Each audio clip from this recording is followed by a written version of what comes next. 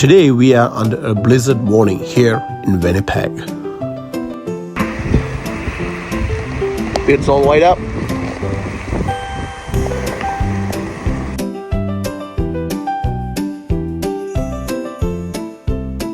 So there's no school and no work. It's one of those days where safety comes first. Instead of rushing out, it's a perfect time to slow down, stay in nice and cozy, and spend some quality time with family.